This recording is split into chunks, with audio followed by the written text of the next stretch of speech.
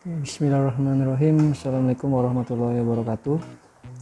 Kita masuk ke pertemuan ketiga ya pada minggu kedua nih. Masih kelas 7 tentang operasi campuran pada bilangan bulat. Pada sebelumnya kita udah bahas tentang perkalian bilangan bulat. Bahwasanya kalau bilangannya sama gitu, tandanya sama akan menghasilkan bilangan positif ya. Tapi kalau bilangannya berbeda tandanya berarti akan menghasilkan bilangan negatif. Contohnya misalnya kalau plus sama plus kan berarti kan tandanya sama, berarti itu akan menghasilkan positif. 9 kali 6 contohnya 54. Begitupun kalau dia negatif gitu ya. Kalau dia negatif berarti akan menghasilkan bilangan positif, karena negatif kali negatif kan tandanya sama. Nah, contohnya misalnya ada min 7 kali min 5 berarti kan min 35. Kalau tandanya beda nih, misalnya plus kali minus berarti hasilnya nanti minus atau negatif ya. 8 kali min 6 berarti kan min 48. Kalau negatif kali positif berarti tandanya beda tuh, berarti juga hasilnya negatif, jadinya minus 63. Jadi ada singkatan untuk kalian ingat, sapo bene ya, artinya sama itu positif, kalau beda berarti negatif. Nah, kalau di pembagian bilangan bulat berarti kan sama aja dengan perkalian ya. Kalau pembagian itu ya kalau positif kali bagi positif berarti hasilnya positif. Misalnya ada 54 nih bagi 6, hasilnya 9, bukan minus 9. Misalnya kalau negatif bagi negatif, hasilnya tetap positif. Ya, samalah dengan perkalian. Minus 35 bagi min 5, hasilnya 7, bukan min 7. Yang mentang-mentang dua-duanya nih minus, hasilnya minus enggak, tapi jadinya positif. Kalau tandanya beda sama dengan perkalian, pembagian juga hasilnya negatif. Contoh 48 bagi min 6 ya, min 8. Kalau min 8 bagi misalnya negatif bagi positif nih, berarti min 63 bagi 9 ini maksudnya ya. Itu nanti hasilnya min 7. Nah, ini salah ketik. Sama aja kayak perkalian, sapo bene sama positif beda negatif. Operasi campurannya masuk.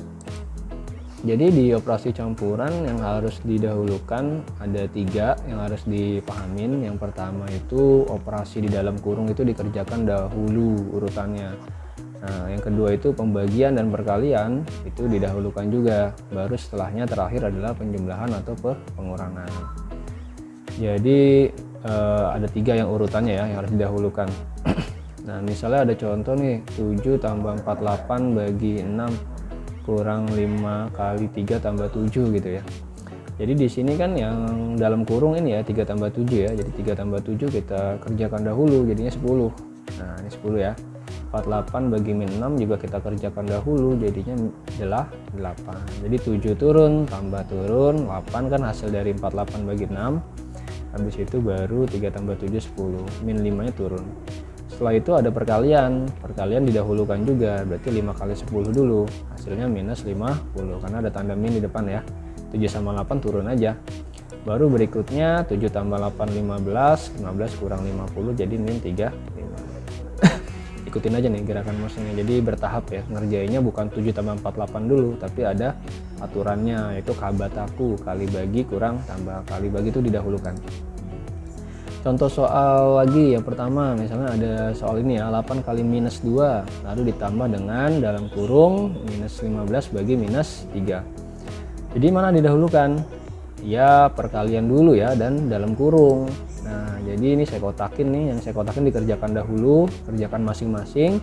Ini 8 kali minus 2 dapatnya minus 16, kalau minus 15 bagi min 3 dapatnya 5. Jadi min 16 tambah 5, min 11. Dia punya utang 16 baru bayar 5 gitu ibaratnya ya, jadi utangnya masih 11.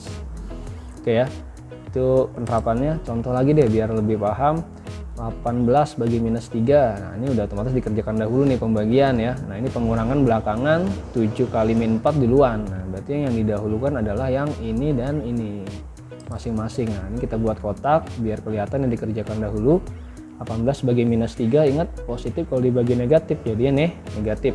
Negatif 6. Begitupun kalau ini positif ya, 7 kali min 4 min 28. Jadi minus 6 taruh di sini, kurang itu emang tandanya, min 28 turun ke bawah, Nah jadinya min 6 min 28, udah min lagi gitu. Jadi minus ketemu minus jadinya positif.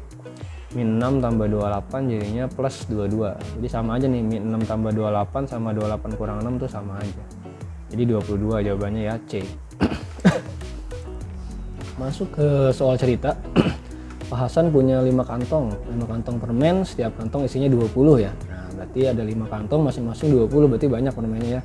Permen itu diberikan kepada anaknya 30 buah. Sisanya dimasukkan ke dalam 30 kantong. Oke, pengerjaannya gimana? Tiap kantong kecil berisi berapa permen pertanyaannya. Pertama ini dulu ya. 5 sama 20 ini kan kita kalikan karena ada 5 kantong masing-masing 20, ya udah dikali jadinya 100 permen. 100 permen itu ternyata diberikan kepada anak-anaknya 30. Namanya diberikan berarti dikurang 100 dikurang 30, sisa 70. Udah sisa 70 permen itu dibagi ke dalam 10 kantong sama banyak, berarti dibagikan berarti dibagi 70 bagi 10 7. Jadi masing-masing kantong itu berisi 7 permen.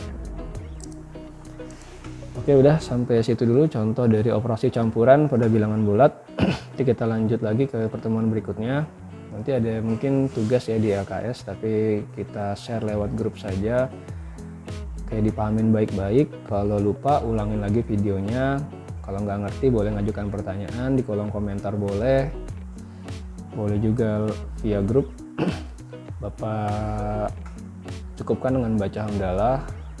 Kita akhiri dengan baca wassalamualaikum warahmatullahi wabarakatuh.